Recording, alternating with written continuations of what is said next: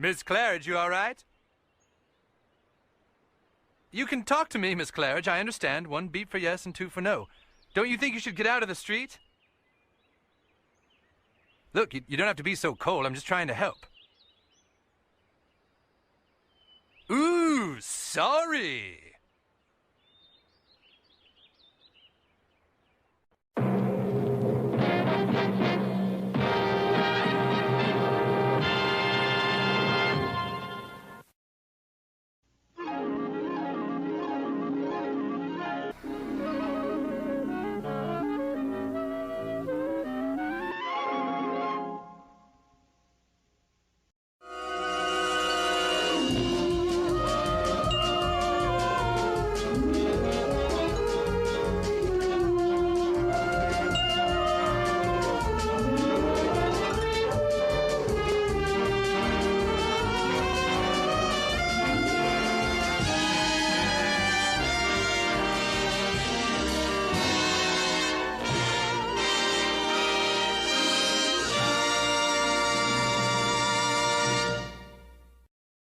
All right, everybody, welcome to the program. This is Federation Friday, almost Federation Saturday with all the technical crap that's going on.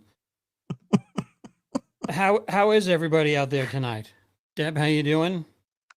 I'm doing good. It's Friday. I'm very happy about that. Ready for the weekend. The invisible Marty, he's down there somewhere. It's in some nebula. I always heard radio was theater of the mind, so I'm just trying to recreate that tonight. Everything is doing great up here. It's starting to get spring-like. Best I can hope for. You had internet issues last week? Yes, we had internet issues last week. We had a good old-fashioned windstorm here. And in New York, as John will tell you, every power and every phone and every communication line is above ground. And they never trim the trees. So if we get a good windstorm, branches come down and will disrupt communications for a couple of hours easily. So I had TV, I had phone, but internet was down for almost 6 hours. How did you survive? Well, luckily, I was able to get on my cell phone and use that network, but I couldn't podcast from that. It's too small. What do you mean? Your phone? Yeah, the phone is too small. I'm at that age now. I need a gigantic phone. I need a jitterbug. Do they still make those? Oh yeah, they still make them. I have one on order. Yeah. A rotary jitterbug. Yeah, that would be awesome, wouldn't it? With a 6-inch dial. Yeah. I always thought that what was it? From Lethal Weapon 4? The Chris Rock bit about the phone. One. 6. Oh damn, wrong. 1. So yeah, that was always I miss the rotary phone days, and I miss the touch tone telephones, when you you could play Mary Had a Little Lamb 4 5 6 4 5 6. Yeah. I remember one night at the radio station we were doing it was during Christmas. So we had people call in with their phone, because this is like 90,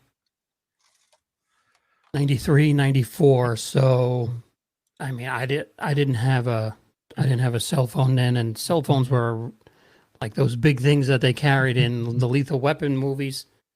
And we had a contest where we would pull the tune, a Christmas song out of a hat, and the listener had to play it on their touch tones, and the closest to the actual, if we could, understand what tune it was, they would win a Christmas tree from New Garden Depot in Patchogue on Route 111. Ow. Yeah, that's the kind of stuff we did. Think of the lot, Edgy. right? We were edgy. We were pushing boundaries back then. Now, can I ask what station that was with? Because I suspect I know which one. That was B103. B103, yeah. Yes, Long Island's Long Island's oldies. oldies, yeah. Yeah,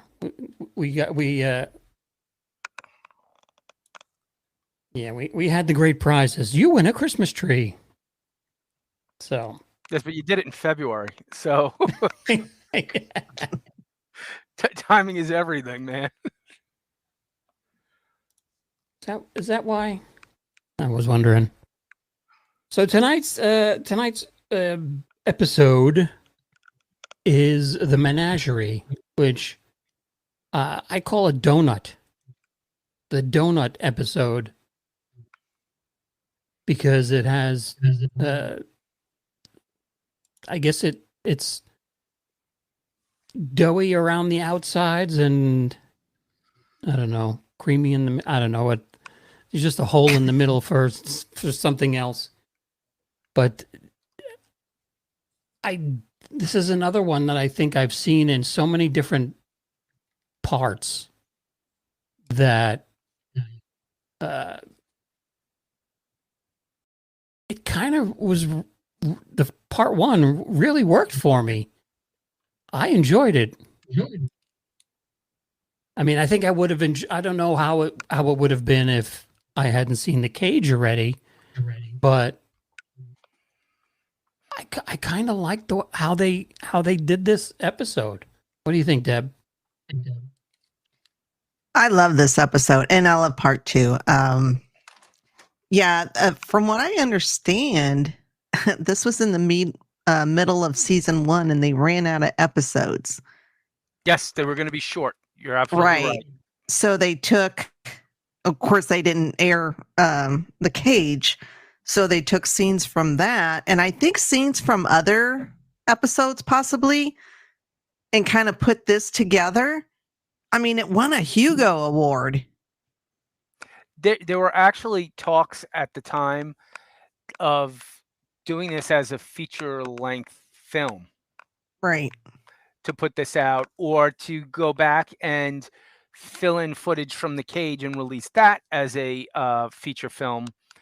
They were going to actually film the crash of the Columbia to pad it for time.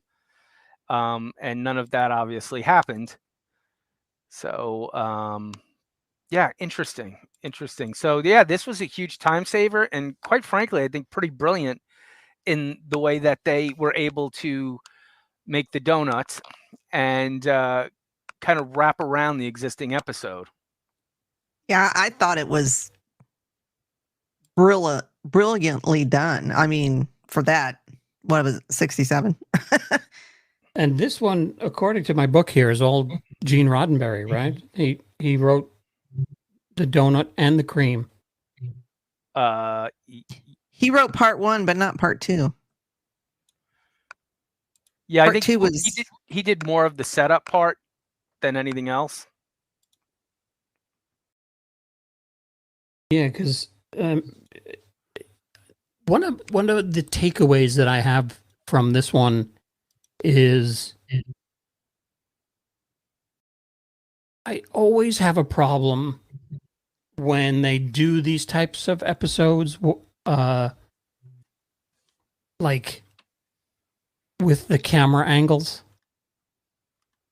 what they're showing on screen, saying to myself, okay, well, the security, like Star Trek 4, okay, they show the explosion of the Enterprise, right? And you're like, okay, so how would the Klingons have this footage that's the exact same footage that we saw at the end of the last movie? I mean, it's not possible.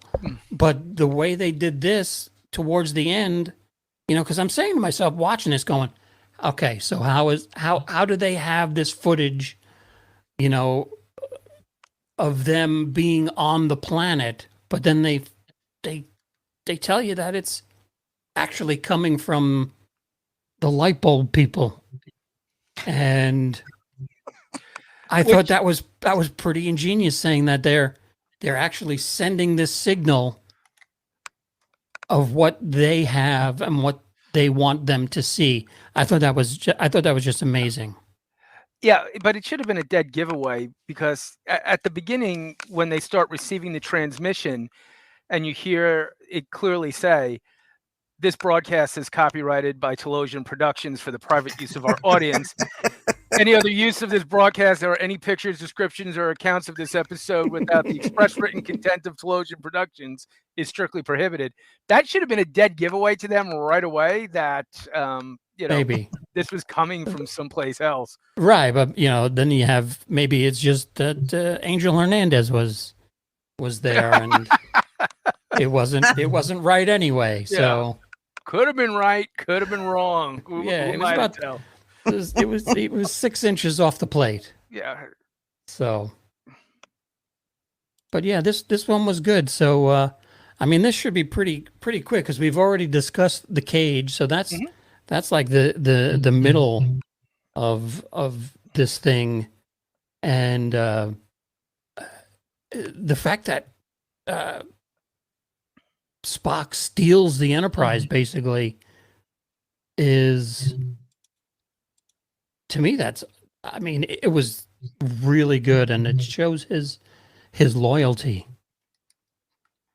Yeah, it shows his loyalty to his former captain, and this will not be the first time the Enterprise is taken without permission, and it certainly won't. Well, this is the first time. It certainly won't be the last. Yeah, it almost becomes a semi-running theme of people borrowing the Enterprise without asking. So Kirk is, I guess, asleep at the wheel? Or is it security's fault? When in doubt, blame security. So we go to Starbase 11, and which is one more better. Yes. It's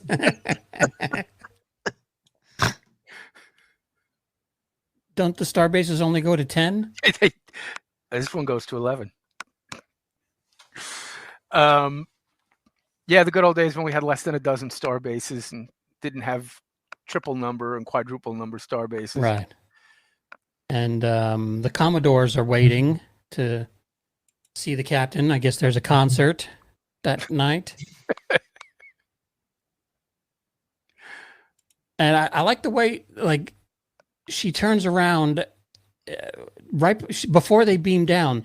They show the outside of the Starbase, and she turns around and she's just like looking up in the sky, like you can actually see them beaming through the air. But yeah, it's like she was looking for them. Yeah, she's like, oh, I don't see them yet. I thought she was kind of a useless character. I don't know why they put her in here. What's she related to? Yeah. I mean, she outside of saying, "Commodore, Captain Pike is gone." So she almost served as like a yeoman Rand for this episode for the Commodore. It was just did not need to be there. So she says the Commodore is waiting to see you, and that they received a subspace message for like, get over here really quick. And the base, I mean, they sent no message. So why is he waiting to see them if he's not expecting them? That's a good question.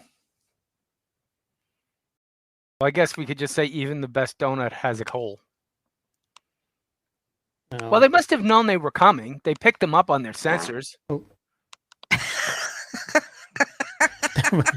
You're gonna have to relabel the old soundboard. I do. I have to relabel the soundboard. Put your glasses on, John. Put your glasses on. I think I need.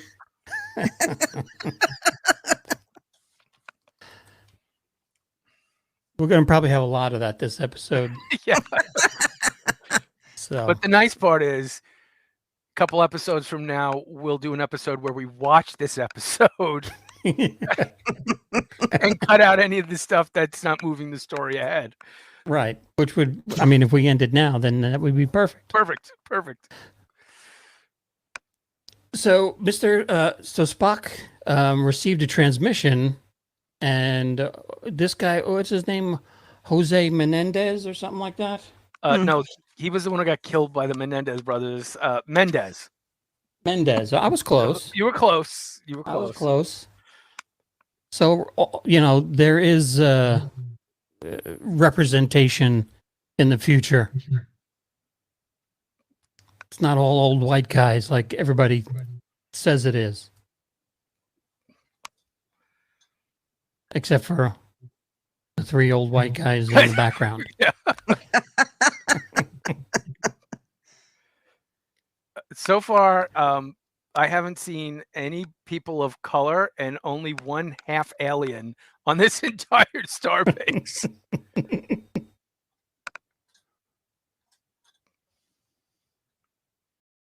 So we learned that Pike is here. And he's up in the medical section. And I guess he had a little bit of an accident. I didn't even realize. And I guess this is the thing of I don't really remember the ending of the cage. They left and just flew away, right? They left and flew away, and they left Vina with an image of Pike. Okay, so that's why I thought, okay, he stayed behind. It was the light bulbs left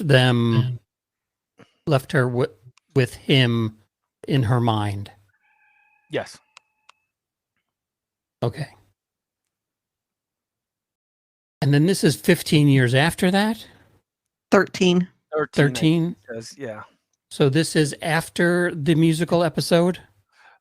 Well, if we kind of do the math here, some of it doesn't add up because Kirk says he's about my age.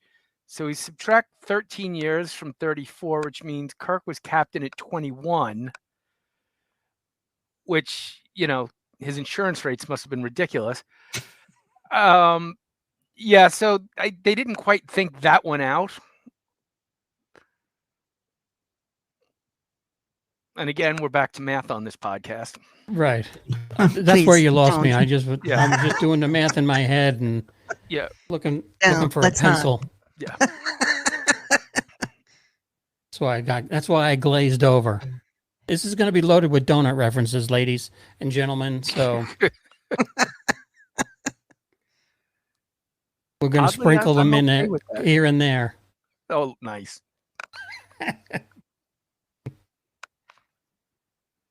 So Spock served with him for many years. 13, you said? Right. 13.5.2 something, yeah. And one of the baffle plates popped. And I guess he's burned. Is that what happens when a baffle plate goes? Or is it just paint the side of your face? I think it just caused an explosion, and he went in to save some cadets that were in the room or whatever, and that's how he got burned, was by saving the cadets. Okay. Yeah, so McCoy makes reference to some kind of rays. Rays? Delta rays. Right. Yeah, right. So the waffle plate, as you've called it in the past, it actually prevents the delta rays from getting in. Okay. So if they were gamma rays, he'd be green. He'd be green. Yeah. Oh, okay. Totally. I see how. And he I could see how heal that- himself. And might I say, what a nice improvement in the matte painting behind him. It looks like a window. It looks like a window, and it looks like an actual city. Now is that That's remastered. That's the remaster. Yeah. What was the other one? Just like a purple. I think it was just more, you could tell they were cardboard towers in the background. So this looks a lot less like something Godzilla would stomp on. Okay. They went the Empire Strikes Back Cloud City route. Yeah, Cloud City version. Yeah. Okay. This was downtown Cloud City. Yeah.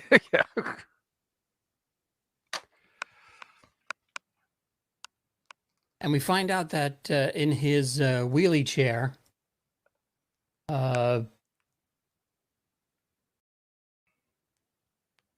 Pike can't speak, which confused me when I watched the, I guess, 2009 Star Trek. Mm-hmm. Because, I didn't think I guess they just changed it to be different, or just a different universe, or Different timeline. Different timeline, different reality. Yeah. The multiverse. Yeah, I think if memory serves, that Pike just wound up in a wheelchair because of the torture he was put under by the Romulans. And I cannot remember if in the next film he's still in a wheelchair or if he's walking. I think he's got a cane in Into Darkness. Okay, so that was a temporary thing. Yeah, so he can only speak, I guess, yes or no in beeps. So he's like very limited in his communication. He can either say or, and then I heard there's a third version, a remastered version, where Spock comes up to him and says, Pike, something like that. I'm just paraphrasing because I don't remember where I saw it. And he says, Captain, are you hungry? And Pike says, and Spock is, well, are you like Italian? Okay. What you want some Chinese? What is it that you feel like having?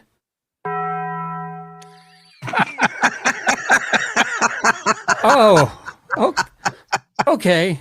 That's pretty good. So they go get Taco Bell. And then that's where this comes in. Yeah, there you go. Wondering why that made the soundboard. Yeah.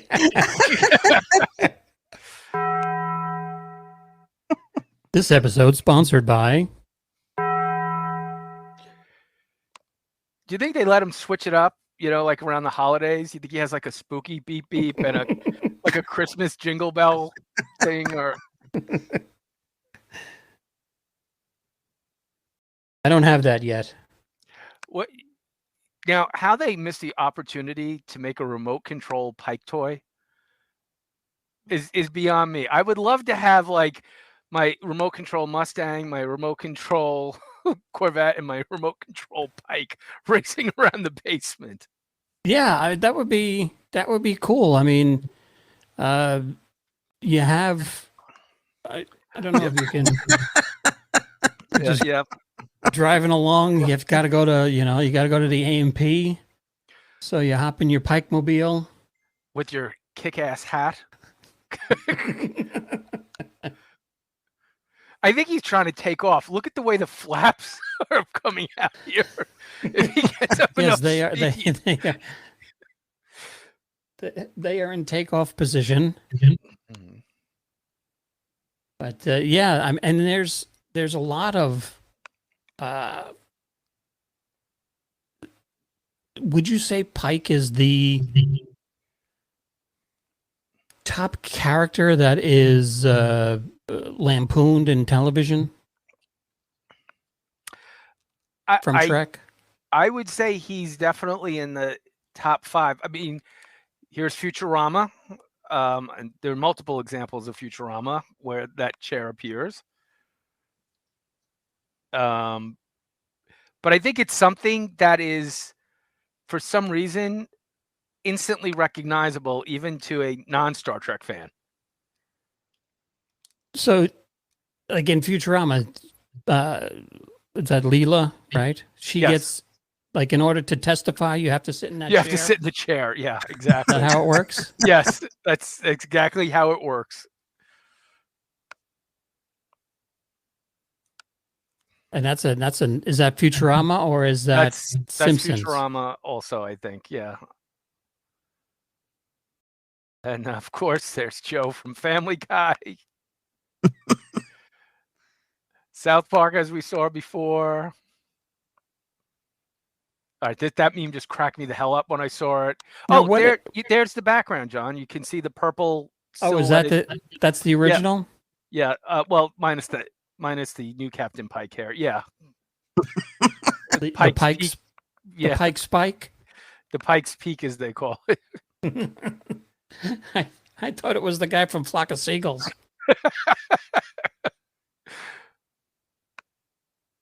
And we have, of course, Strange New Worlds. So that's Pike before. Well, that's future Pike that comes in, right? Mm-hmm. That's Pike glimpsing a picture of his future. Yeah. Tell you, a lot of radiation, but he kept that head of hair. And then that is Lower Decks. Yeah, I haven't seen any of those, so. Oh, try them. You'll enjoy them. Yeah, is it okay? Yes, very enjoyable, very funny. And then it got canceled. And now it's been canceled, yeah. But Strange New Worlds got picked up for another season. Oh, crap. You don't like that one? Can't we just all agree that thank God Discovery is leaving? I mean, this season's not too bad. I'm enjoying it so far. That's a rousing endorsement. Well, this season's not too bad. Well, I mean, compared to probably the first season and a half, I mean, she hasn't cried so far, so yay. Yeah, they got rid of that. Yeah. So it's so weird that you say that season and a half. I think the way that they built the story and arc in 1 and 2 was the problem, and then they switched it up to serialized storytelling, and it got worse. To me, it did, because that's around the time I punched out, and even my son and I were talking the other day, and he watched season 1 and season 2 with me, and he's like, it was just too much, and after a while, it was like, solve this thing or move on, and I think some of it was just dragged out too far. I thought season 3 got better. I'm trying to remember when Booker came in. Wasn't that 3? I'm thinking it was, because then because at the end of 2 they went into the future, right? So yeah, when they I really love Booker plus the cat. Yeah, that was a great character. Yeah, and so yeah, it's been at least enjoyable to watch. Now, is it my favorite series? No. But yeah, from season 3 on, it's pretty decent. This season has been so far really good. I've enjoyed it. I saw a clip where they meet Scotty. Is that from this year or is that was tail end of no? That was Strange New Worlds met Scotty. Right. Okay.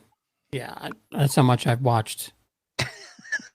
Star Trek died after Picard season 3.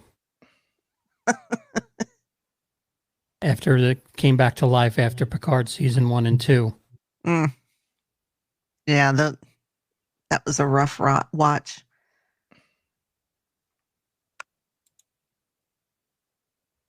So we have the 2 flashes me know. And I've tried to catch it with the light on, but it was just too hard. Too hard. Yeah. We're trying to figure out why Spock, I guess, faked the message, and I guess he's just saying he's got no choice but to do this, right? Right. And he just feels it. And is it the now? Am I spoiling anything for the part 2 where you find out why Spock is doing it? I mean, we know why he's doing it, but where is this coming from? Where is this need, this feeling of I have no choice? Where does that come from? Yeah. His And why loyalty now? and his friendship. Right, but how does he know? Is this something he wants to do for his friend, or something that did Pike send a message? Because Pike, I mean, I got 2 beeps that he doesn't want anybody to do any of this. Right. No, this is all Spock. This is all Spock, but it's also the Talosians. The Talosians are the ones who contact Spock somehow. Now, we've seen the power of their thought projection. They may have telepathically reached out to Spock to say, hey, we heard about Captain Pike. We'd like to help. We owe him one. And kind of open the gate. And maybe Spock figures this is, logically thought it out. This is the only time, and he has no choice. He has to do it now. They're in the right, sector. and that's what I was trying to get at in my eloquence, or lack thereof. How did Spock come up with this idea, basically? So he got a call from the Talosians that said, hey Spocky, come on over, bring us Pike, and we'll make him better. Yeah, we'll give him some sort of life. Yeah, I get the impression that the Talosians are the watchers of the Star Trek universe, because they seem to know what's going on. At the same as, if you don't know who the watchers are, that's Marvel Universe. But they see all and know all. And maybe manipulating all. So well, they kind of do, and well, not doing this. They do in this episode to some degree. Yeah, and definitely the next episode. Yeah. Let me ask you this, Deb. Go down the Marvel path. The Watchers, when were they created, invented? For what, like what year did they come into existence in the Marvel universe? Trying to figure out who was first. Was it the Talosians, or was it the Watchers? I would say they were probably around the same time, right? The Watchers have been around since the mid '60s, easily, and they've got big heads, just like the Talosians. That was my point. That's where I was going. Was they could be cousins? So is this an alternate universe? Does Marvel cross over with Star Trek? It's a possibility. Who knows? Maybe Marvel got their, Stan Lee or whoever seen this episode and thought, hey, I like that idea. I like that idea. Well, I'm going to look it up right now. Well, Stanley liked to, and I'll just use the word kindly, borrow from a lot of different things. Okay, so Latu, the Watcher, debuted in Fantastic Four, number 13, April 1963. So by the time the pilot films in 65, the Watcher has been out for a while. Mm. So it's Maybe possible. Roddenberry was a Marvel fan. Yeah, maybe it's the other way around. Mm-hmm. Yeah. Because, I mean, there is a similarity there. They can, you know, like you were saying, that they could be the Watchers of the Star Trek universe. And, you know, they both have those gigantic heads. So I just, you know, it was just something that the Talosians like to interfere. Yeah, where the Watchers just watch, the Talosians just throw themselves in there. Yeah, the Watchers are strictly hands off. Well, except for one episode of What If. The Watchers are great at showing up and giving you a lot of explanation to set things up, and then be like, "Well, we're just going to sit back and you guys figure it out." Get your so popcorn. the Watchers are basically the opening crawl to a Star Wars movie. Pretty much, yeah. They serve the same purpose as Basil Exposition does in Austin Powers. You know, Right. just fill in the gaps and then off you go.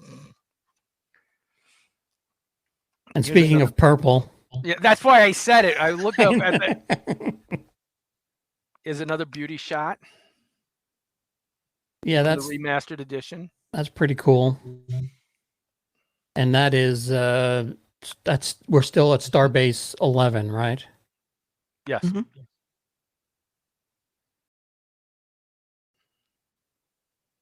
Spock, they're doing some research now, and I guess trying to figure out where the message came from. And they are sitting next to a mini alien ship from War of the Worlds. Well, that was on Kirk's command share in the first episode. Was it? Oh yeah, the Pike episode. Yeah, it was off to the right side. It came up off the right side. That was supposed to be a big thing.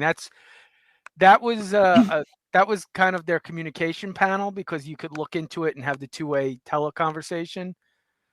No, I mean the lamp. Well, it's like yeah.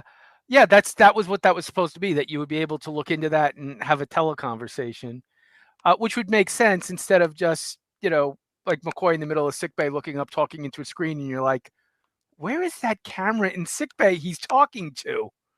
Right. That always bugged me about Star Trek is people would get on the comm and be like, there's no camera there. Where is that? You know, and they'd always be perfectly centered. And I guess they kind of, that's like the precursor to the thing on Picard's desk, the computer that they could talk into and spin around. Yeah. Spin around, right? Yep.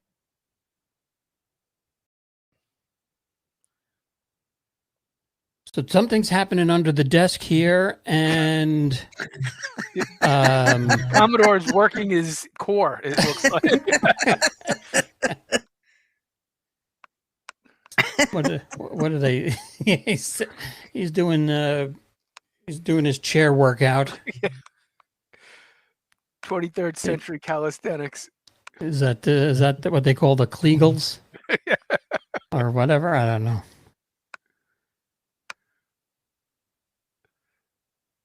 And this guy's just out of the shower. And I love this part. This is where Spock sneaks in. And I guess this is down in the computer room. Is that what they called it? Yeah. Now, do you recognize the set? Yeah, it's from Star Trek. Every set that's not the bridge Okay. More specifically, do you know what this is a redress of? It looks like, I don't know. It's engineering. Is that engineering? Yeah, if you look, you see the tower computers in the back. Mm-hmm. If you look to the left, you see the distinct red and black Mm-hmm. panel, and the board to the left there is also the master control panel. This guy has an actual microphone for some reason behind him. So I think this is maybe the computer/radio station. Right. Yeah, this is where they play the hits of Starfleet. Subspace 11. And then we have, he goes off to look at something, and then Spock comes in. And I thought this made me laugh so hard. He just walks in, he's shoulder high behind the computers, but he decides when he gets past the gate to bend over and hide behind the fence. Yep. Yep. Because he's now invisible. When he's, because it's like COVID, it couldn't get you when you were standing up. So you had to wear the mask. And then when you sat down to eat, it kind of went over your head. So you didn't have to wear your mask to eat. This is the same thing. When you're sneaking up on somebody, here you can't be seen. You can be seen, but he's behind the computers. And then when you get behind the fence, you have to duck down. You scooch. You're going to scooch down, and you become invisible. Well, to be fair, I think he thought this was only a one-way grid. So it's that one-way chain link fence. Yeah, I saw that and I cracked up too.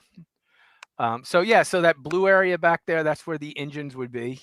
The long cavern into the impulse engines. They just put up a wall and changed the color to blue to hide it. And yep.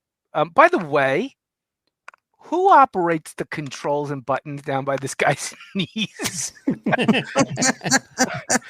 Well, you can't see him because he has to bend over and he's invisible. I mean, I guess, there must be some Federation members that are about knee-high tall, but I was like, who the hell put the buttons down there? Yeah, because what if you accidentally hit him with your knees? You mean like he's doing now? Exactly. Yeah. He just sent out a planetary distress signal with his knee.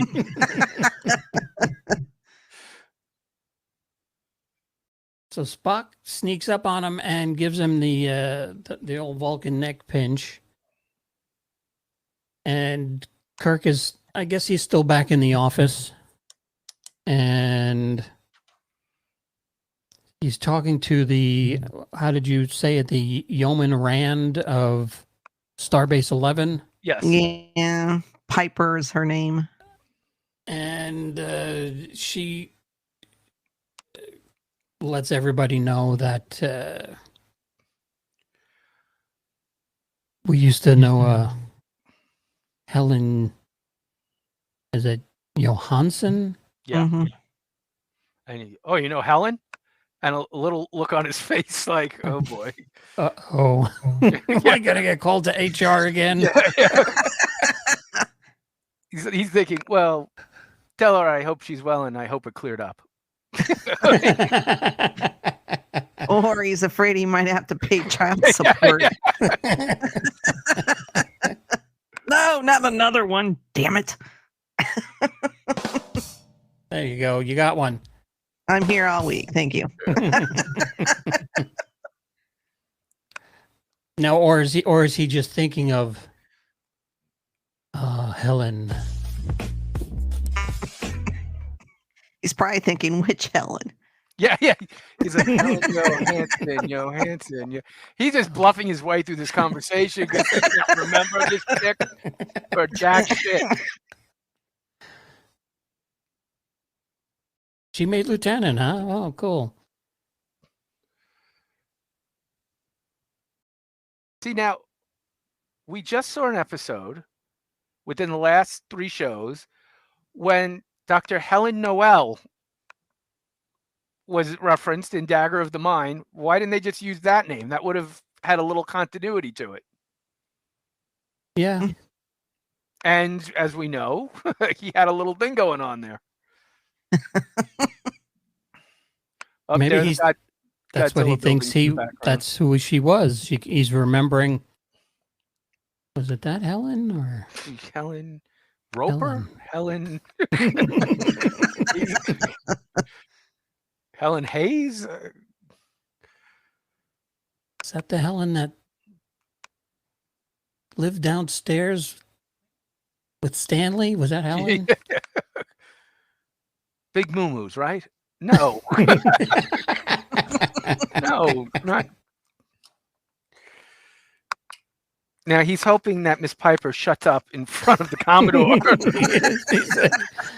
He's like, I'm not going to have to phase this bitch.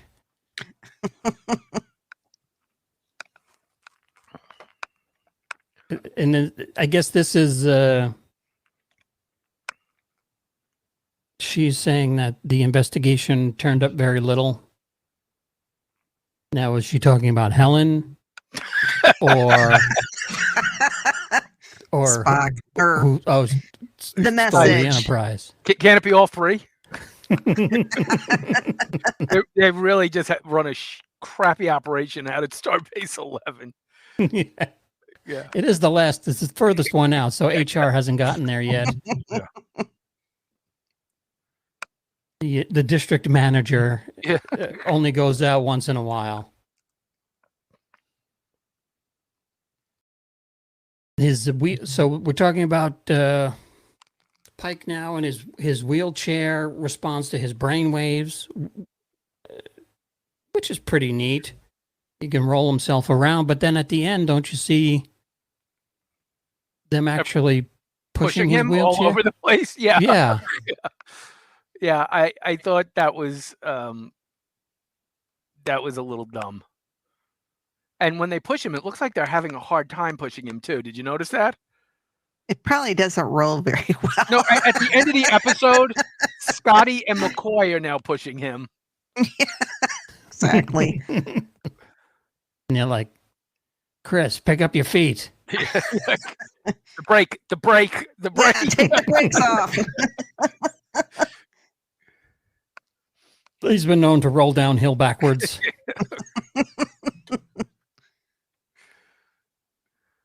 And we have Spock here, and now he's uploaded a message, I guess, to the computer in the computer room, and he is tuning. He's tuning the voice to sound like, Adjusting the remixing it. speed. making it sound like Kirk. No, at first it's Starbase Operations. Yeah. Right. So it's Starbase Operations telling. Now this is the oldest trick in the book, I think, because I think I tried this on my parents, where you would go to one and then say, "Well, Dad said I can do whatever I want. You don't have to question me. I'm going to load everything into the computer. Just ignore the fact that everybody else is telling you that we can't do this."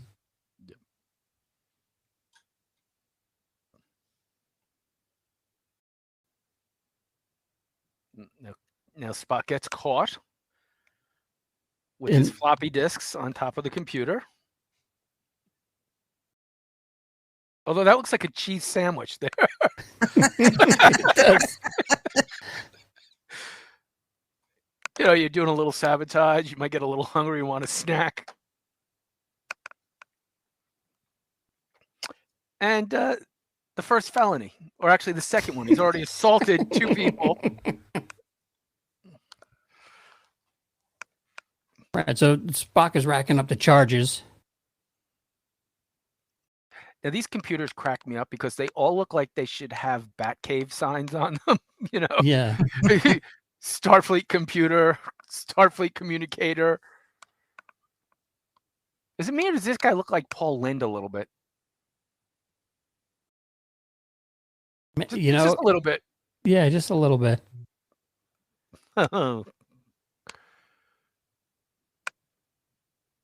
And now he's programmed I guess that was the red floppy. Mm-hmm. Captain Kirk is the red floppy. It's Right. interesting though. There is a deleted scene where Kirk goes, "Oh, that's why you were having me record all those things." It's on the special edition. Yeah. Yes, Jim. That's why. You mean we're not doing the play?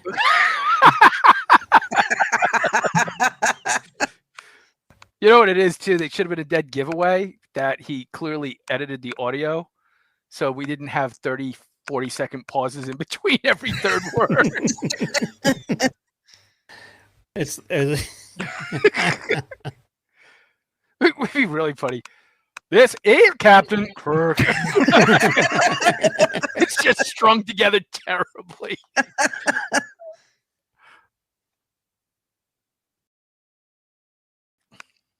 So here's Captain Kirk saying, don't bother, don't pay no attention to what else is happening. Just the computer knows what it's doing.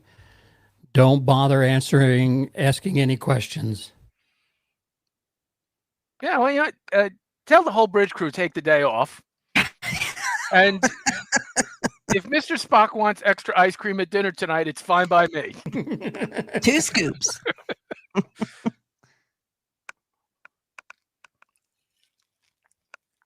So Spock is now in control of the Enterprise. And he lets them know that we'll warp out of orbit in an hour. So now we have an hour to figure out why he wants to get there. And you would think that being a, do you want to say it like a greatest hits episode? But it's still an original story at this point, and you don't know what's happening. And I sent a couple of tweets out to Robert Meyer Burnett and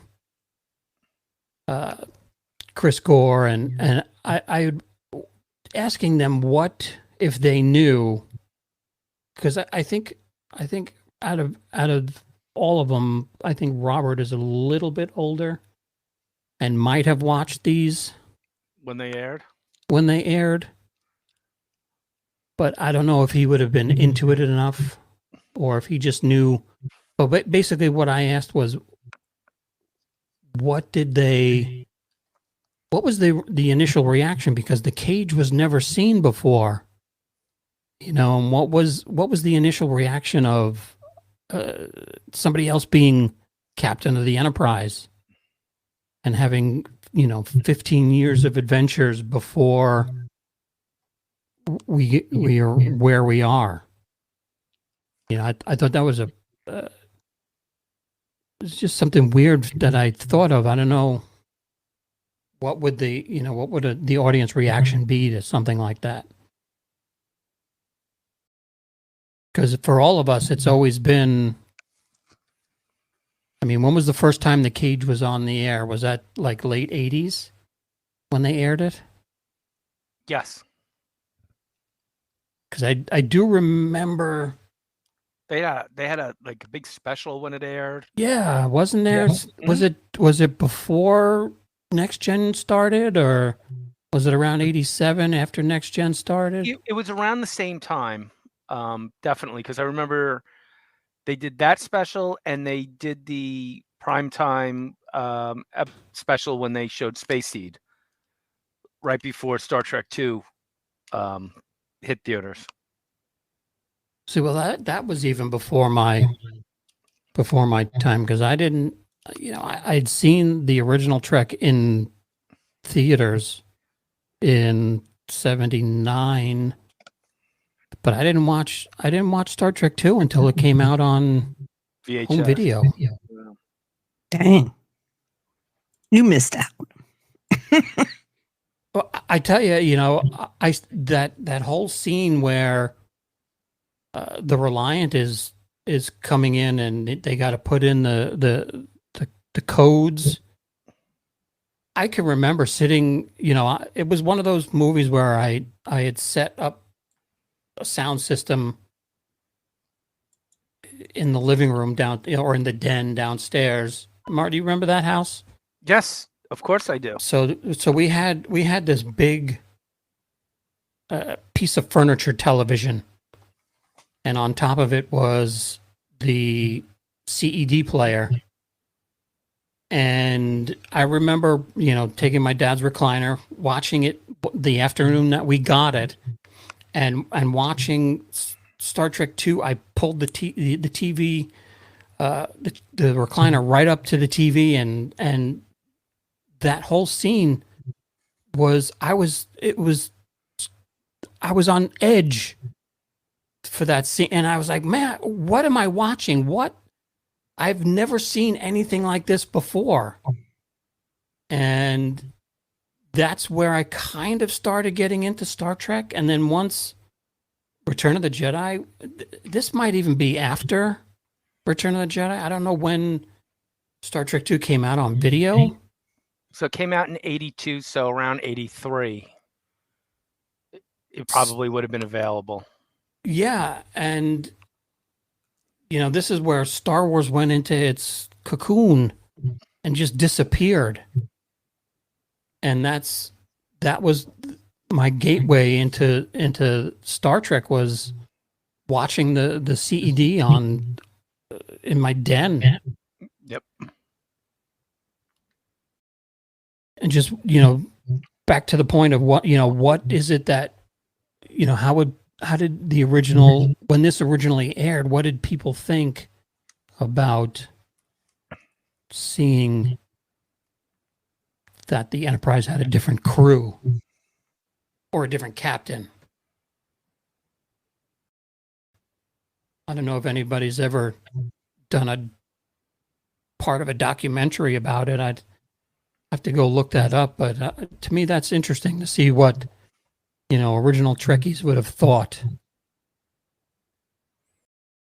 Yeah, I have no memories of it, to be honest with you. Well,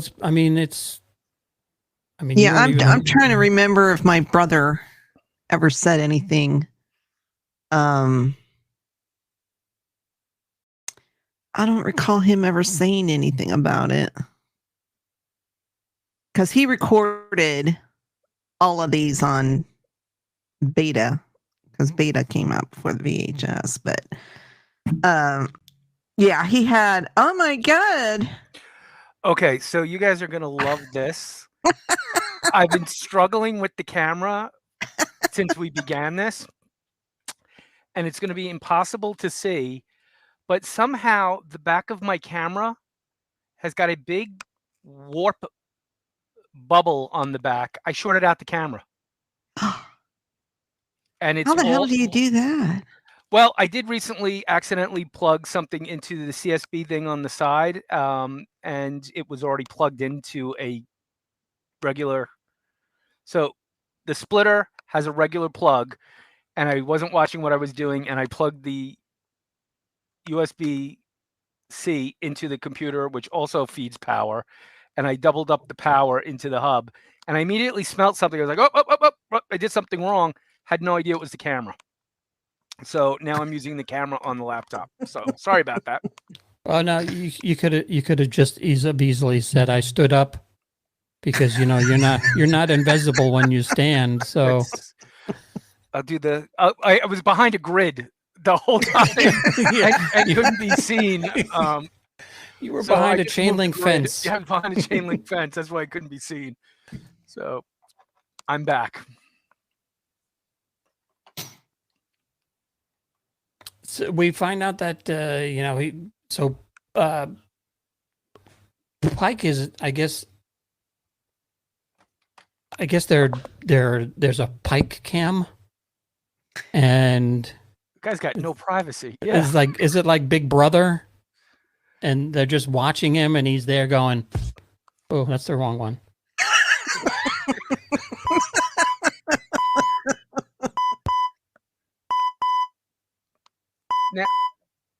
Now, how do they know that's coming from him and he's not watching just like a Samuel L. Jackson movie on broadcast TV? Yeah.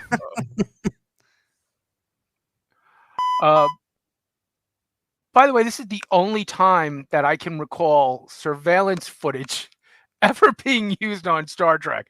You know how many stories could have been solved by looking at the camera down corridor 6?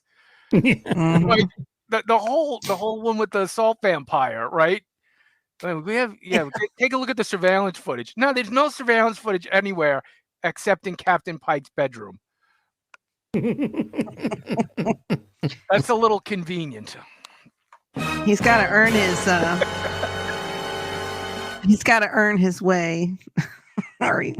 Meanwhile, He's got- Kirk's like, that's not strange. I have a camera in my bedroom.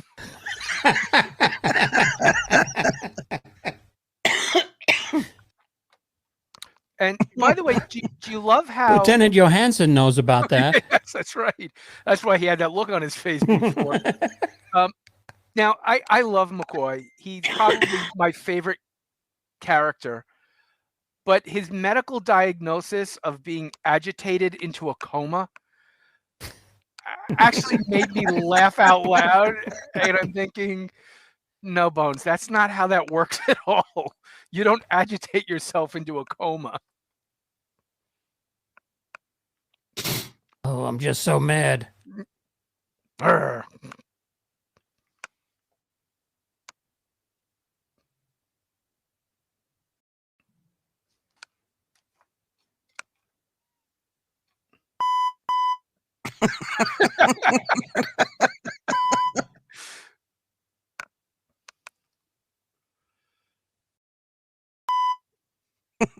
So their biggest concern right now is there's a false entry in the log. Priorities, fellas, priorities.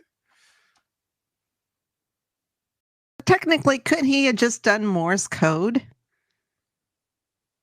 Well, if he controls everything with his mind, I really don't see why not.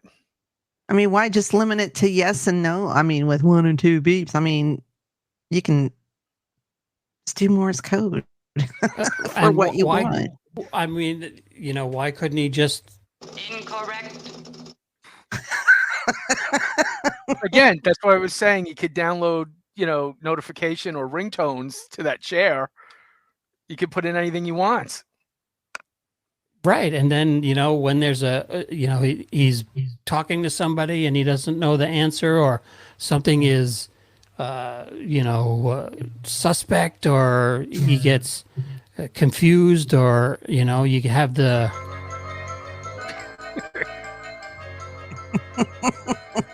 and then he gets angry, right? You piss him off, and he, instead of being able to throw punches, he just goes.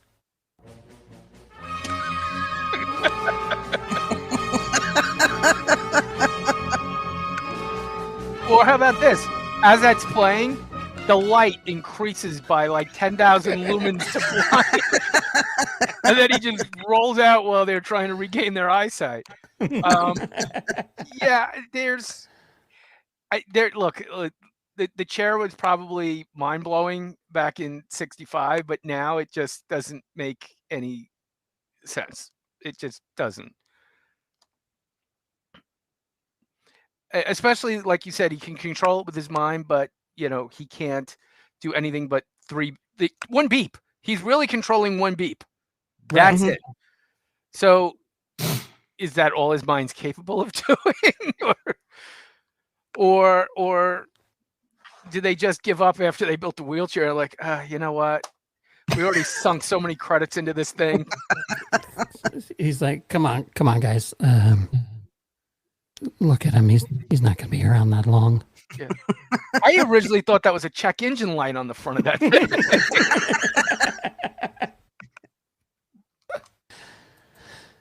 Well, you have at least 10,000 miles before he has to do anything about it. You only take care of the check engine light once you need to go in for inspection. Or as I found out recently, when the check engine, the oil, and the voltage light come on simultaneously, indicating catastrophic engine failure.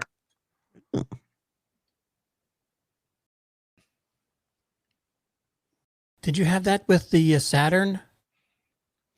What No, happened with the Saturn? The Saturn was the fuel pump. The electronic fuel pump, the computer just decided at highway speed to turn off for no apparent reason. It would just shut the fuel pump down, and the car would lose complete power. And yeah, I always have weird things with cars. My ex-husband, for my youngest son's first car, he bought a Saturn. It was a piece of crap. Then he turned around and bought another one. It turned out to be a piece of crap. I was like, Danny, just quit buying Saturns, please. It was a fun car to drive, but that was nothing but problems. I had the little 3-door one with the suicide door in the back, and yeah, that was great until you parked next to somebody and everybody tried to get out at the same time, and now nobody could close their doors. So the people in the back would have to go back in, close their door, then close this door, then open this door. Yeah, and it was like a half door, right? It was a half door. Yeah. Jeez. Yeah. It was half door and a half Vulcan science officer named Spock. So maybe that was his door. That's how he got in and out of the. So here's what was her name again, Deb? Piper. So Piper peeks that Pike has been pilfered. He's gone. And now he might not, he's gone, or he could be on that side of the room. Yeah, it's true. He's just out of frame. Oh, wait, nope, he's back. He just rolled over there. Maybe he had to use the potty and didn't want to be seen, even though you can't see anything. I'm pretty sure that's built into the chair. I know, but maybe he had to fart. And he doesn't want, yeah, exactly. He doesn't want people to see him do it. Now here's the Commodore doing his impersonation of a cat on the table. Captain, can I be in your play? So now he's breaking the bad news. Hey, your ship left without you. Again.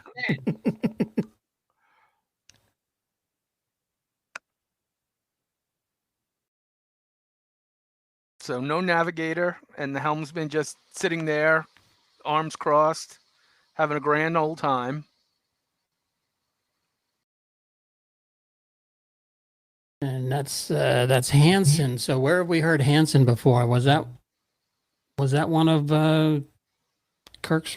Yeah, he's been on before. I think he was in the last episode. There's Uhura with the she's writing up an invoice. Mm-hmm. Gonna give the the pink copy to the customer.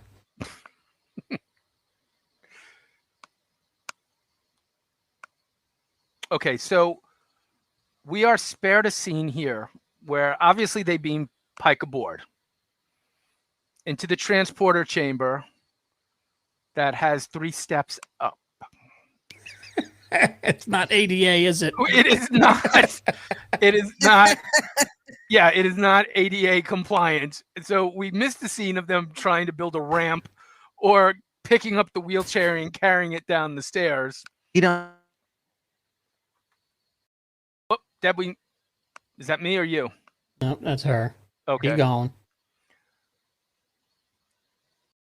Frozen in time. Are you back, Deb? She's back. Well, I said, do you think they might have stolen a shuttle instead? No, they got the hell out of Dodge. They just, and then again, how do you get them into the shuttle? It's 3 steps up into a small door. It's not like one of the vans with the thing that comes down and picks you up. But where did we see it? The vans, the shuttles, and the was it Star Trek V? That the whole back flap just dropped Drops down. down. Yeah. And everybody comes running out. Yeah. They didn't have those.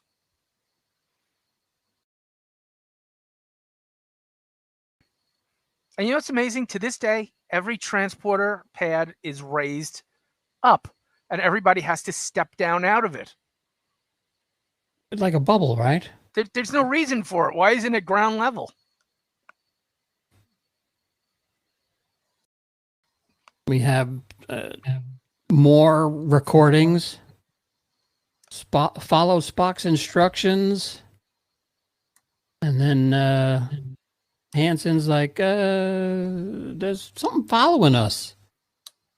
And it's kind of like I could, I was going to, but I didn't have the time in the 2 weeks that we took off. But it was like, what was that, the Monty Python scene? There's something behind us. Not only does he say there's something behind us, he says it's about the size of a Starbase shuttlecraft. Are they bigger than a standard Constitution class shuttlecraft? Are they not all the same size? So that's just letting us know it's from the Starbase, in case you don't realize. He tells Spock that they'll never catch us, and they're going away, and there it is.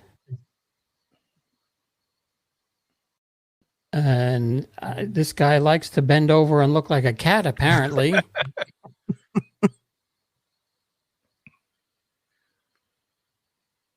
And then Mendez is calling. And they're going to Talos IV. And Spock asks the computer, what is the object? And they find out that it is indeed a class F. And is that one that's smaller than, is A bigger than F?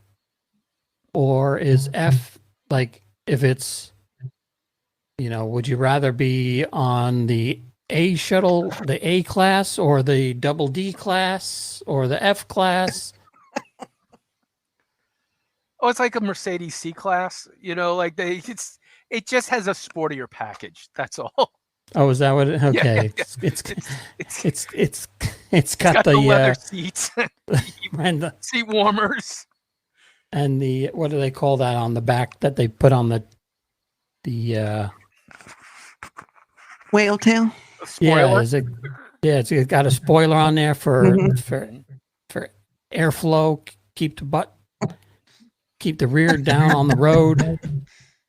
Oh, it's got driver and passenger environmental controls separate. Nice. Right. Seat warmers. Yeah. So now Spock is doing his calculations because we can't get away from math. Yeah, and they don't turn around. Well, it doesn't matter right now, right? If they turn around or not, because they ain't making it back. And there it is. The F class. One window. So let's just look at this for a second, shall we? They can't even see where they're going. Yes, I love the original shuttlecraft. I love the design. I think it's a simplistic but beautiful design. But when you put people inside of it, it doesn't measure up. So these windows are clearly about 2 feet higher than what they should be. And does it make sense to have to look into these globe things to pilot? Because God forbid you're in a crash, you're going to eat that globe into your head. So, yeah, from an engineering standpoint, this is just bizarre. Maybe those are the headlights and they just put them on backwards. You think so? Because I've seen them where they actually, I think in this episode, he grabs it and he starts turning it like this. Is it out of focus? That's even worse. You have to manually focus your directional. Yeah. And why is only one window open? Yeah. Well, it's an F class. They didn't get the extra window package. Yeah. But it did come with the optional tennis racket in the dashboard. Yeah, I like that. Yeah. And it has lumbar support because look at the giant knobs on the side, which we never see in any other chair in the future. But this one's got adjustable knobs, so yeah. Maybe they can recline. They would have to look out the windows. Is there anything in front of us? I don't know. I can only see up. Do me a favor. Could you just stand for the 2-hour trip and look out that center window? Yeah. So plenty of headroom. And he turns off the last of the oxygen, right? Because they only have 2 hours left. Mm-hmm. And they've run out. And that's whatever is left inside the cabin. And there is... What is that? Is that a map? Somebody wrote the letter H on. Is that the guy who inspected it the last time? He had to sign his work. That's the last time the bathroom was cleaned. Oh, okay. Yeah, it's got to initial it because that's actually the lavatory. Hansen was the last one to. That's the H for Hansen. Yeah. All right, guys. I know the shuttle isn't that big, but a little personal space here, Commodore. Yeah, they get kind of close. And what's going through Kirk's mind here? Well, you only got 2 hours left, and I don't know. Thinking of Johansson. He's like, I should have called. And here's Mr. Helpful. Miss Captain Obvious. Yeah, no, anytime there's a horrible, stressful situation and that door opens and there's a blue shirt walking through the door, it's not going to get any better, guys.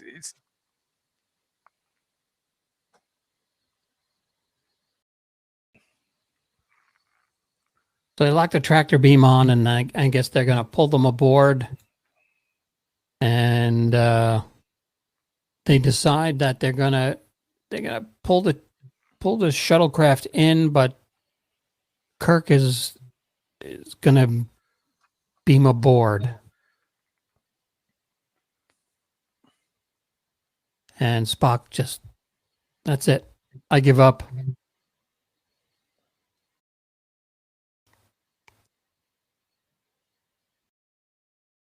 And McCoy really doesn't understand what's going on, so he's just, why don't you just go to your room? Yeah, you're under arrest. I don't know what to do with you. Yeah, go to your room. And no double ice cream tonight.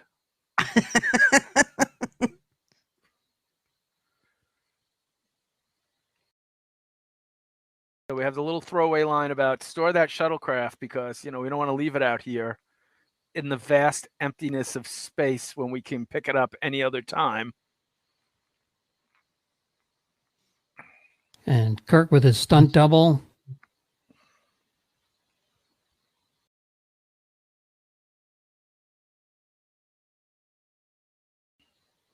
So we find out that the computer is controlling the ship, and nobody can get in and change anything. And that's when Scotty, what does Scotty say? He's like, he grabs his thermos or something and runs off. Yeah, we all know what's in the thermos.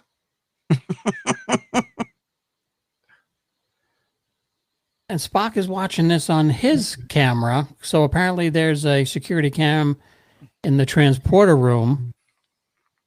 Or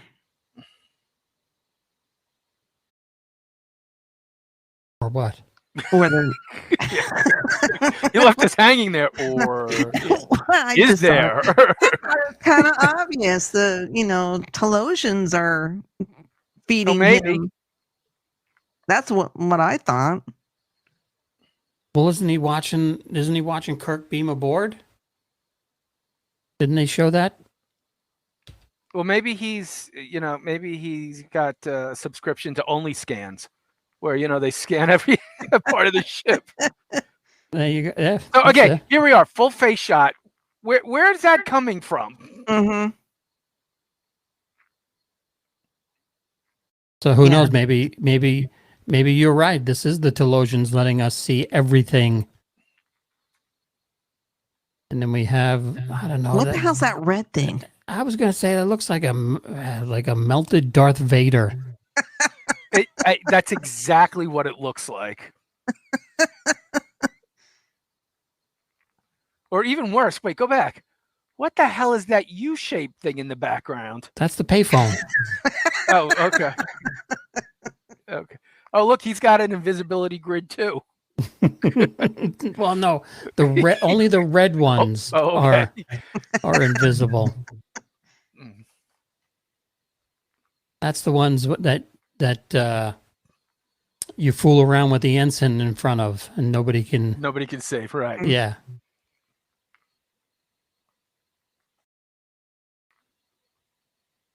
So we can't do anything until the planet reaches Talos IV. Why does this shot look like it's from a buddy cop movie?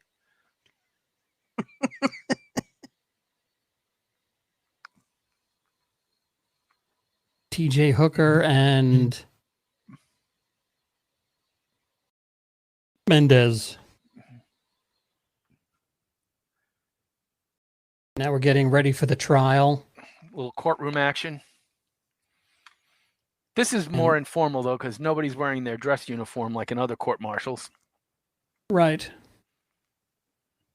It's a quickie, right? Yeah. I think it's a preliminary because I think Spock manipulates it to where he gets a court martial. If I remember right. I just watched this episode. Thank God these guys didn't have any problem picking a jury. Yeah. Well, they can only it says there's only you need 3 what do you call it? Command officers, and they only have 2. And then was this a setup by Spock to get what's his name in the room? 100%.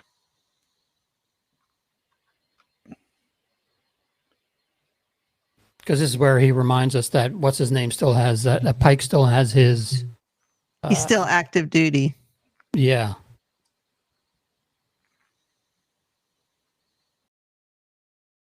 Geez, they can't even let him go out on disability. What an organization.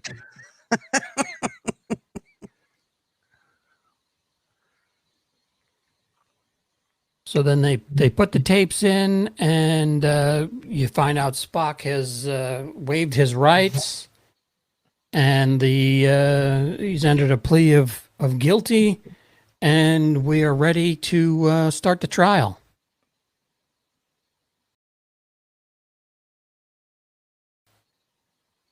Now we're in undress uniforms. There we go. For some reason. That didn't. Yeah, what happened there? For That some was- reason, we have the flag of Cuba off to the left-hand side. I don't know why. He's like, these are the only 2 flags we took with us.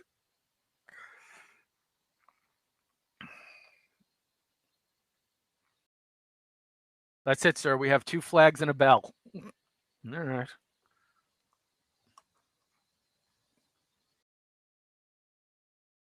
And now here's the episode of Star Trek where they watch an episode of Star Trek. Yeah, and the first thing that I remember from watching this the original time I've seen it was How do they get this camera angle? Through the dome. Well, it's really funny that Mendez says when they think Spock did it, I salute your technical prowess. Really? Do you really think he did this and added a music score while he was at it? Come on. And it's commercial free. What cracks me up in that scene, though, look at Scotty and McCoy. The only thing that's missing from Scotty and McCoy there is a bucket of popcorn as they're watching the episode. It looks like Scotty's sitting there with a birthday cake. Yeah, I don't know what that is. It's to turn the screen on and off. You mean like a remote control? Well, maybe, control. Yeah. In that day and age, probably I remember my original remote control for our TV.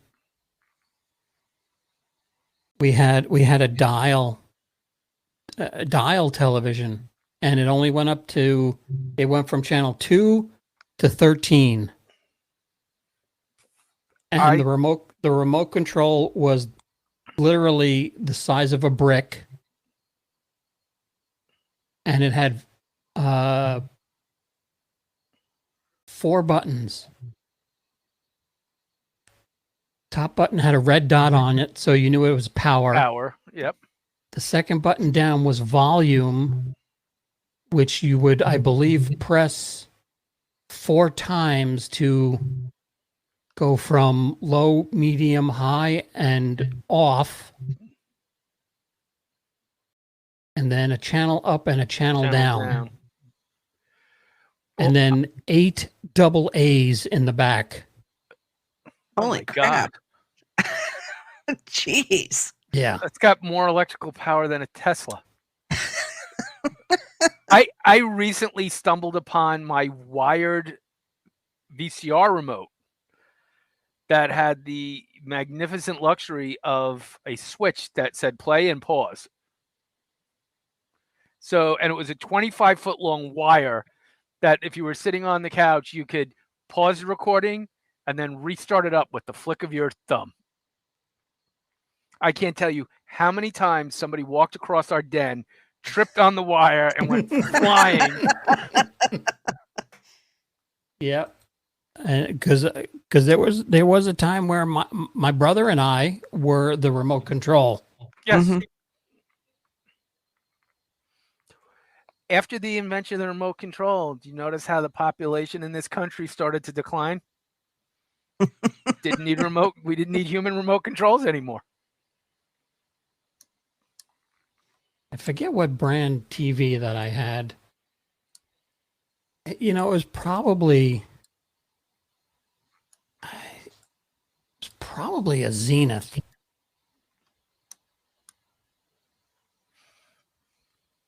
I think we had a RCA console. We had whatever something that had it. It was really big, and it you had your TV on one side, and then on the other side was like a radio record player. Oh, yeah, sure. The original entertainment center. Yeah. Yeah. It had a lid on it, and you could just push it up, and then, you could listen to the radio. I don't think we ever listened to the radio unless Dad was listening to the Cubbies. But most of the time, it's just to play records. Yeah, and the thing weighed 900 pounds. Oh, that thing never moved. Yeah. It's like when they delivered it, house. You better know where you want it, because that's where it's staying. Yep. Mm-hmm. Yep. I remember buying our first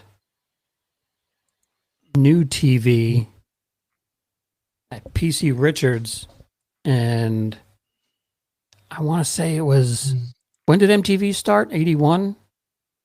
82? Yeah, I'd say right in and around there. Because I think we were in PC Richards, and they were just playing. MTV was on every television. Well, John, I don't know if you remember this, but MTV would actually go out with a truck to get the MTV signal to neighborhoods that didn't have cable, to get the neighborhood to pressure the people who fed the cable to feed their town so they could get MTV. Wow. All right. Here's my TV.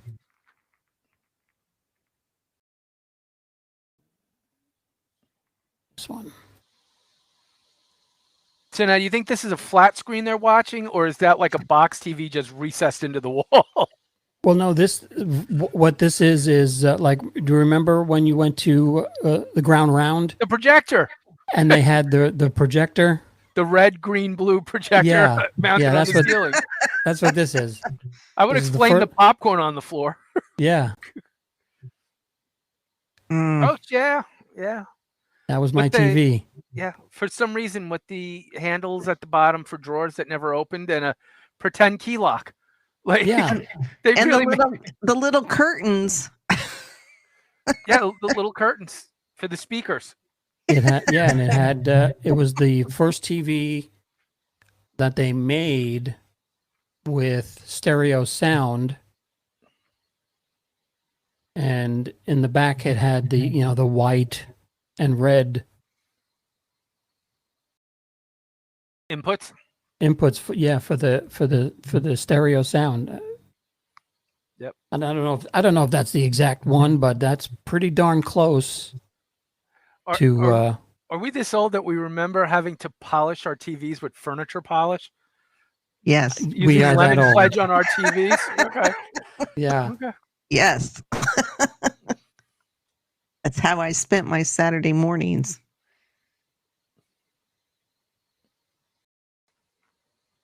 I had to do chores before I could watch cartoons.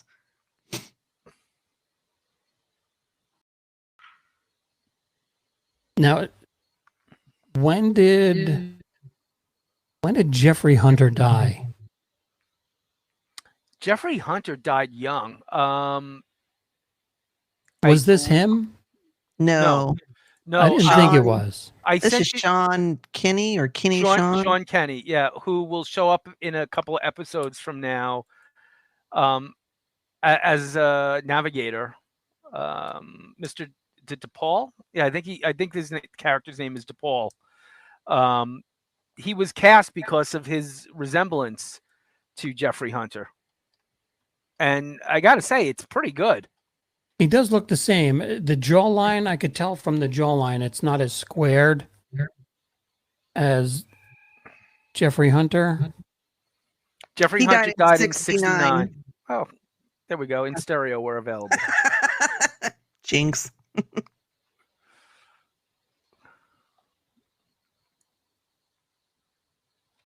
So we're trying to find out where Spock is getting this footage from. And once again, Spock manipulates whoever he's talking to into doing exactly what he. I mean, that's how brilliant Spock is. So we're looking at a screen that's looking at a screen that's looking at a screen. Yes. Yeah. Yeah. When did this basically. happen? Right now. Right now.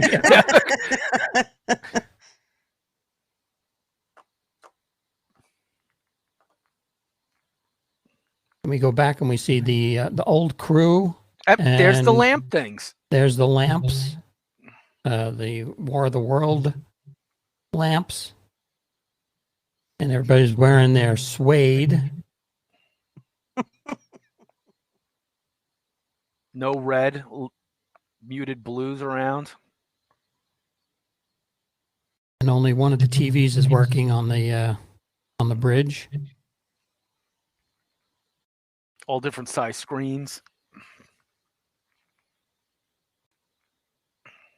Now, did they redo the images for the remastered, or does like the LCARs No, look none like of that? Because none- that's pretty cool. That Yep. looks good. Yep, none of that changed.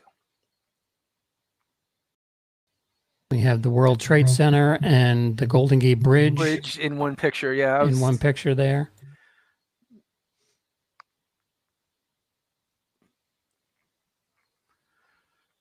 And then this is basically it. This is they go down and Mr. Drymouth is just sitting there watching his old adventures.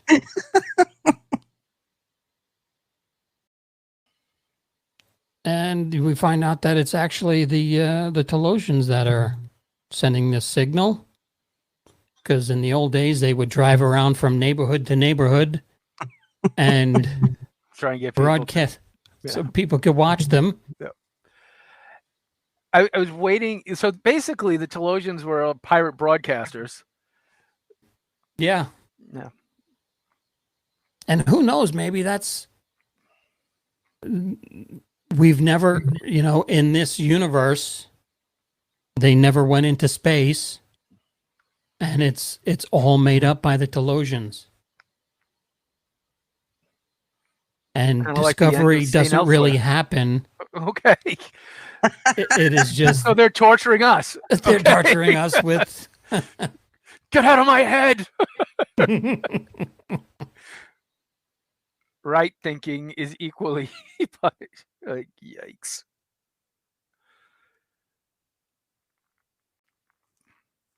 Spock is awaiting the death penalty, and that kind of flows uphill.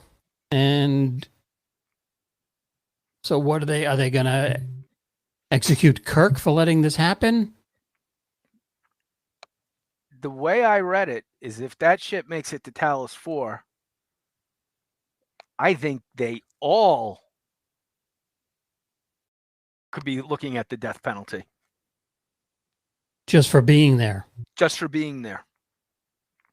And we've never gone back in any episode, probably in the comics. They probably did in the comics, right? Or in the animated series? Yes, they definitely did in the comics. They did not in the animated series. They did in Strange New Worlds, but that takes place before this. Yeah, so the Federation viewed the Talosians as such a danger that, it's like you said, it's the only death penalty they still have on the books. And, I don't know if it's the fear of what the Talosians would do having humans, or the fear of having the Talosians have access to ships that they could leave and go out across the galaxy and do what they wanted without any way of being able to be stopped. Well, if they can control Spock's mind, do they really need a ship? Do they need somebody to? They could just program somebody to come and drop them off a shuttlecraft. I don't know so much that they controlling Spock's mind as I think it's just telepathy. I think that they are reaching out to him. When you think about it, once the Vulcan realizes that what he's seeing is an illusion, there's the loss of control. And we see that in later episodes, the OK Corral, where if they think the bullets are real, they're going to die, and Spock has to mind meld with everyone to tell them that the bullets aren't real. So I don't think that Talosians would necessarily have that much power over certain races. The Vulcans would be at the top of my list of the ones that they would probably have difficulty controlling. I think it's probably a combination of both. They don't want the Talosians leaving the planet, and they certainly don't want that sort of power being given to humans to learn that ability, because as we know, everything humans touch eventually turns to crap. So I think it's for such a progressive, idealistic people, it's interesting that we embrace everybody except those who are really dangerous.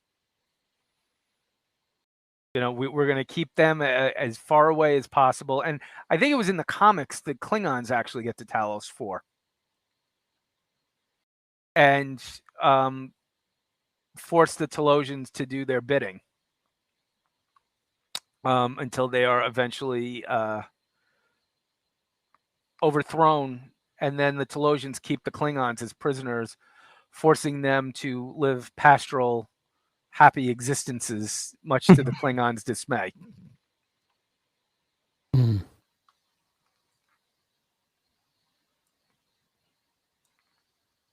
I should really look into reading some of the comics, because the comics seem like they do a pretty decent job following up on the story. There's a lot of sequel stories in the comics. Harry Mudd showed up in the comics quite often, and it depends on what comics you're reading. The old DC comics, which are in collected omnibuses, they always had, I thought, pretty good stories. There's a great Mirror Universe saga story with them. Finnegan, who we haven't seen yet, makes an appearance. They were great at bringing back characters who were one-offs and trying to build a little bit more into that lore. Mm-hmm. So, of course, none of it is canon, but they're fun reads. Yeah, I mean, it seems like it. And then now we have Lonely Kirk. And this is the first where we do not see the Enterprise fly off into the sunset. That's right.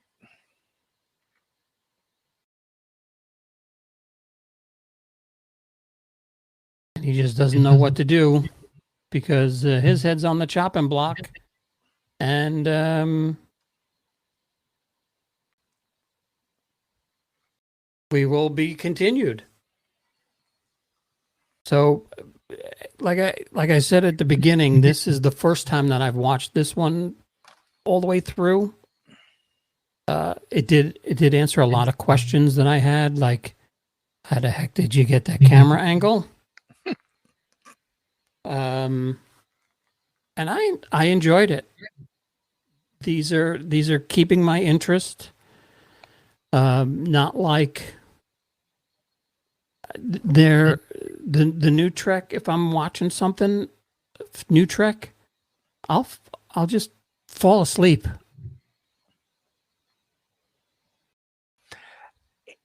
Is a different style of storytelling. That's for damn sure. And I like that the lights are on. Yes, nice and bright. Isn't it amazing? You can see what's going on. Again, that might just be our combined ages, but I notice everything likes to be shot in the dark now.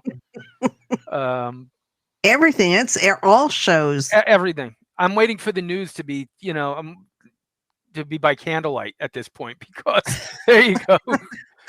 There you go. Okay, so maybe next week we'll review part 2 in the dark. We'll do mood lighting. Yeah, I can do that. I could do that. Yeah.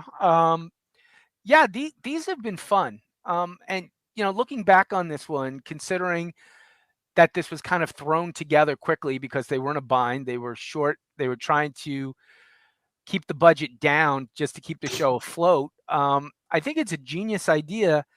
And what's amazing is when you think about a lot of shows, right, that have pilots that go through a couple of different iterations before they're aired, that nobody's ever tried to do this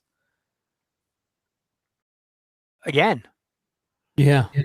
Yeah. It would even be funny to me if somebody did this as a 2-part episode and just went back and did a dumb phony pilot to put in the middle to make a phony donut. Right. Like I don't know, how would you have the original pilot to The Big Bang Theory with the ugly chick living across the hallway? You'd have to take out any reference to her name and just work around that and tell the story of a previous neighbor who lived there before Penny. Well, did they give her a name? Yeah, I don't remember if it was. I don't Penny think it or was. not. I don't think it was Penny. So there you go. You could have used that and thrown that in there. Yeah, there's somebody's got to pick up the gauntlet and run with it on that one, because I think it would just be really interesting to see what they do. Or how about the first episode of Full House with a different dad? Try and wrap that one around.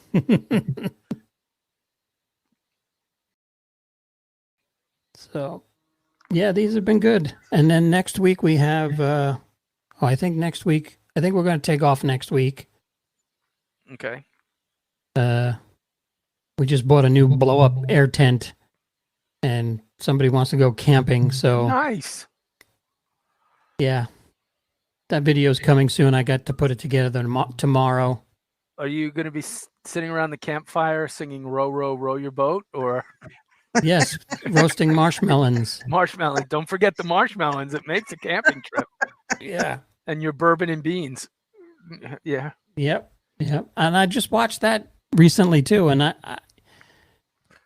it's not bad. No, it's not bad. It's not bad. There's some cringy moments in it. Yeah.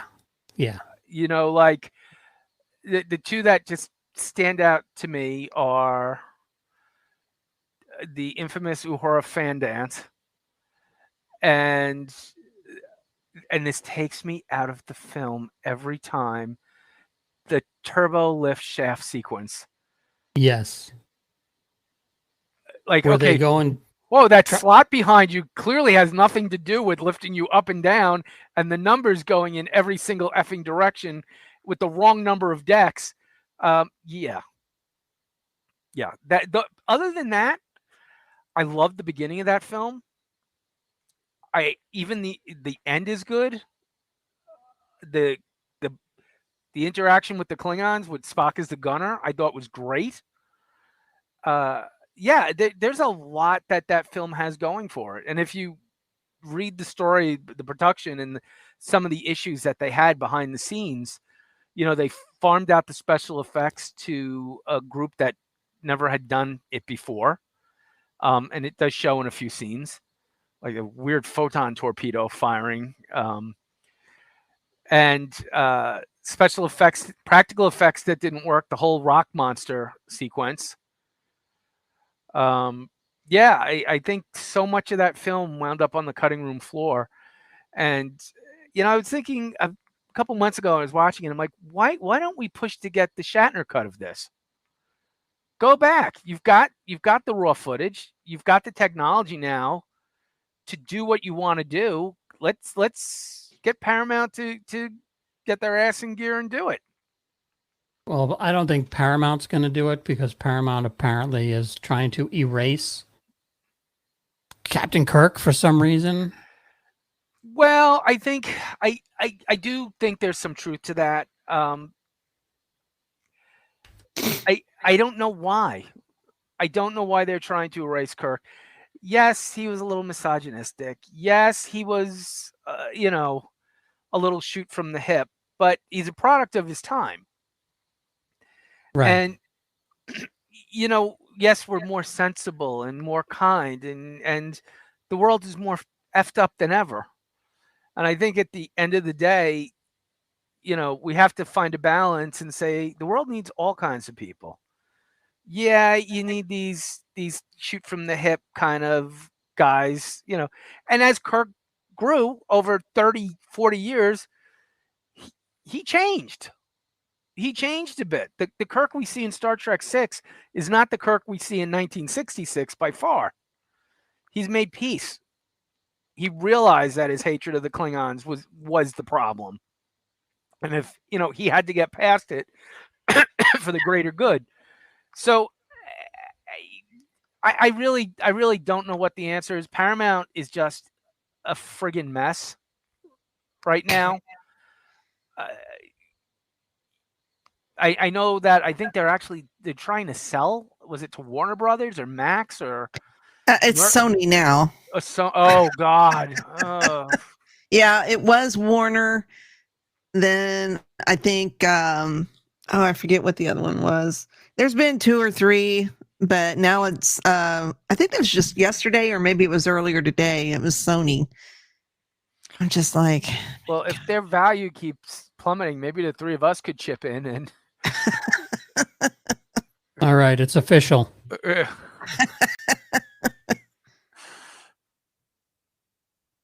Thank you. Release the Shatner cut. All right, so everybody go on and retweet that. Release the Shatner cut. By this time in 2 weeks when we return for part 2 of the Menagerie, we'll probably have 1 like and 1 retweet. I'll even go one further than that. If you can't get the footage and everything, make it up. Do the whole movie over as a CGI film. You've got the audio tracks.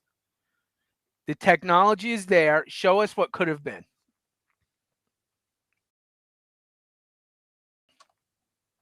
All right. Release the Shatner cut. Release the Shatner cut. I feel a t-shirt coming on. That's it. It'll be in the store within minutes. I still want to know why they were installing seatbelts in theaters for the summer that came out. We were close, but... Yeah. All right. That wraps up this of the Federation Friday. Thanks for tuning in. I think we have more people that download us on the audio between Apple and Spotify and whatever else is out there than watch us on YouTube. You get a lot of downloads? I'm sorry? You get a lot of downloads? Yeah, we have 6. Not bad. Yeah, not Better bad. than nothing. The 3 of us aren't downloading it, right? I'm not. Yeah. I don't watch this crap. Want to confirm the numbers. Yeah. Before we go, interesting enough, and I know, John, you haven't not been watching Strange New Worlds, but a character from Star Trek V did make an appearance. Cyborg? Yes. Really? Yes. In this week? No, it was last season, and someone had stolen the Enterprise and was trying to use it as leverage to free a Vulcan prisoner who was in a Vulcan rehabilitation center where Spock's fiancée T'Pring happens to work as a psychiatrist rehabilitation person. And at the end, he doesn't turn around, but you find out that it is indeed Cyborg. And that's it. That's the only... That's it. So at least they acknowledge him as part of the greater canon, because there are some people who still argue that Star Trek V isn't part of the canon. Really? Yeah, I've seen people say those flat earthers, the flat galaxiers. Yes. So I just thought it was interesting that got a little love and that character got a shout out again. Because honestly, I love that character. Yeah. The what did that guy Vulcan with feelings? How did they describe totally him? Embraced his emotions. Yeah. Yeah, the smiling, laughing Vulcan. And when he realizes at the end, and the actor did a great job. Lawrence Luckenbill did a great job as Cyborg. Yeah. At the end, when he realizes, oh my God, what have I done? And he turns that "share your pain with me" and dives right into it. I love that scene. That's great. Yeah, and that's a callback to, I guess, what was the one 2 weeks ago? Where he's like, my mind to your mind. Dagger of the Mind. Yeah. Yeah. Yeah, that's pretty neat. I'll have to, damn it, now I gotta watch Strange New Worlds. Damn you. Get off my lawn. Mm-hmm. Deb, what do you got coming up this week? I know you had Marvel Mondays and Thirsty Thursdays or something like that, and Whip 'em Out Wednesday. Yeah. That was somebody else's podcast. Oh, was that somebody else's? Okay. Well, tomorrow we'll have Geek Gauntlet. Monday is MCU Mondays. Tuesday is Sith Dominion. Wednesday is War of the Stars. Thursday is Cantina Happy Hour, Star Wars. And then back here with you guys. So all those shows are on the Geek News Now official YouTube channel. And we usually have a lot of fun. Quit it. Stupid cat. Marty, what do you got coming up? Anything impressive? No, not much, honestly. It's been a slow week for us. Just yard work, because my yard looks like a disaster area. Yeah. It is now in Central Zone 910, meaning the Mets are turning themselves on to play the Los Angeles Dodgers. Hopefully the rally pimp has made it out to Los Angeles. He better have, man, because that guy's been incredible. Yeah, what is he, like 9-3 now, right? Since they've been showing him, yeah, 9-3. That's a hell of a run for that team. Yeah, I don't know if you saw they released their City Connect jerseys today. Oh my gosh, it'd be perfect if color TV didn't exist. It's the most grayest, monotone, washed out looking thing I've ever seen in my life. Well, to be honest, I did not enjoy. I don't like the uniforms, but there was a video explaining everything that they did, and it makes sense if you look at it that way. It makes perfect sense. But if the tokens mean nothing to you, if the color of the 7 train means nothing to you, I didn't even know. And I'm a Met fan, and I don't live in Queens, so that doesn't it didn't really excite me. No, what they could have been the Kings of Queens. Right? Because, like, what did Milwaukee do? They were the Brew Crew. Right? And I think that's been the best one out of all the City Connect uniforms so far. They actually look like a corporate softball team, which I loved. They could have done better. Even the hat could have had a little bit more color if they had done half the bridge in orange and then fade into blue on the other side.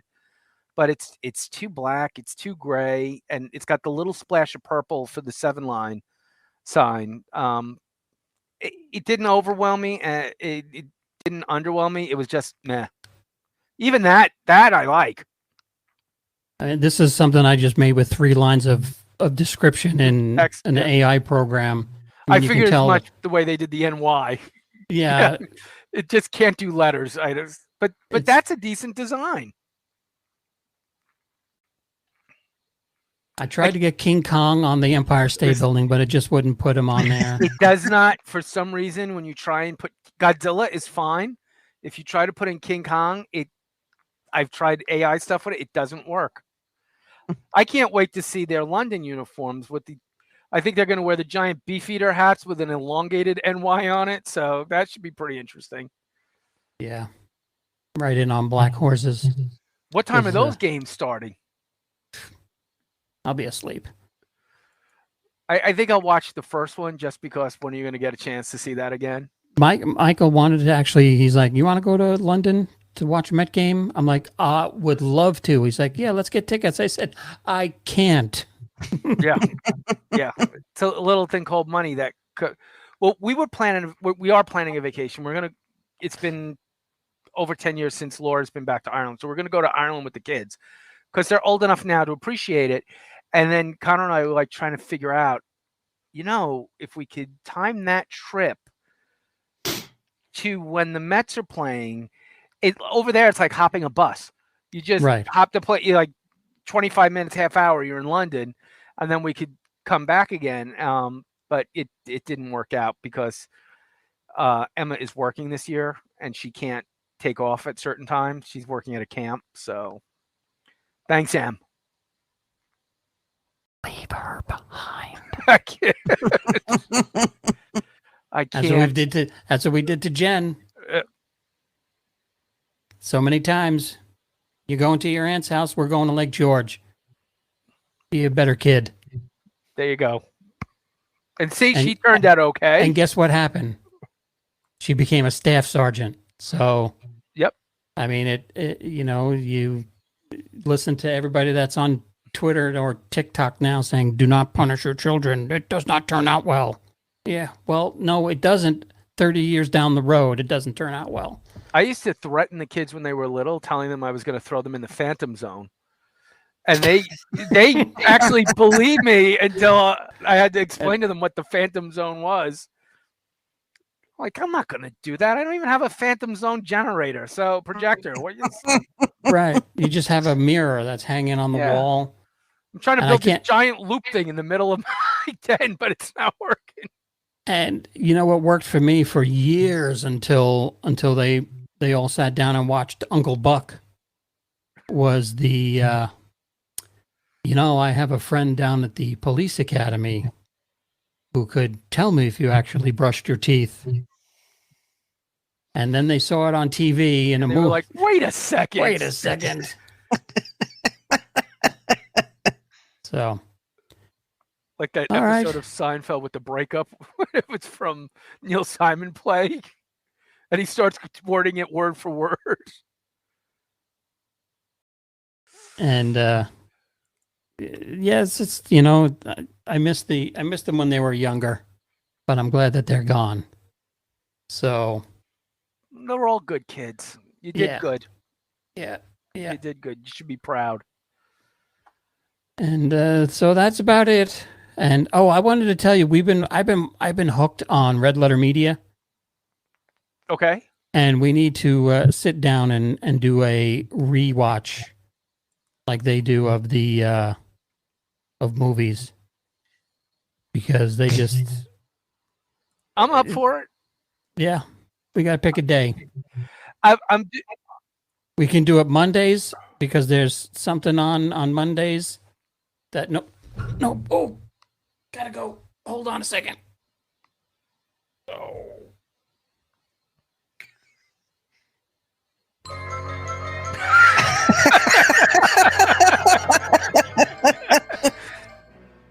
Ooh.